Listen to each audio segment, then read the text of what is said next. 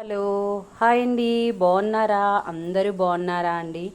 ఈరోజు నేను డిన్నర్లో ఏం చేశానంటే జొన్న రొట్టె చేశాను, అలాగే పప్పు టమాటా చేశాను, అలాగే కోడిగుడ్డు ఉక్కిరి చేశాను, అలాగే మామిడికాయ పచ్చడి, కొంచెం రైస్.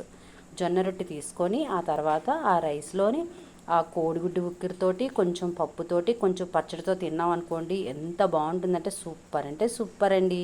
ఇదండి ఈరోజు మా డిన్నర్లో మేము తీసుకునేది. చూడండి, నచ్చిందా అండి? మరి మనకి ఇవన్నీ కూడా ఉపయోగమే కదండి. రైస్ ఎక్కువగా తినకూడదు అని అంటున్నారు. అందువల్ల ఏంటంటే మేము రైస్ తక్కువగానే తీసుకుంటామండి. కాకపోతే రోజు జొన్న రొట్టె కానీ, చపాతీ కానీ, లేకపోతే దోశ కానీ, ఇడ్లీ కానీ ఏదో ఒకటి నైట్లో రైస్ చాలా తక్కువ తీసుకొని ఇలాంటివి టిఫిన్స్లా చేసుకొని తింటూ ఉంటామండి. కానీ ఈరోజు ఏంటంటే నేను ఇవన్నీ చేసి, అలాగే జొన్న రొట్టెతోటి ఏది తీసుకున్నా కూడా చాలా రుచిగా ఉంటుంది కదండి. పప్పుతో తిందాము అనుకున్నానండి. ఇంతలో కోడిగుడ్డు ఉక్కి చేసుకుంటే కూడా చాలా బాగుంటుంది జొన్న రొట్టెకి అనేసి అని ఆలోచన వచ్చిందండి. సరే వీటితో తిందాము అనుకున్నానండి. ఇంతలో మామిడికాయ పచ్చడి గుర్తుకొచ్చిందండి. అలా అని మామిడికాయ పచ్చడి కూడా పెట్టానండి. మరి ఇవి అన్నంలో వేసుకొని తిన్నా రుచిగా ఉంటుంది, జొన్న రొట్టెలో వేసుకొని తిన్నా రుచిగా ఉంటుంది, మనకి కూడా చాలా ఆరోగ్యం ఉంటుందండి. మీకు నచ్చిందా అండి?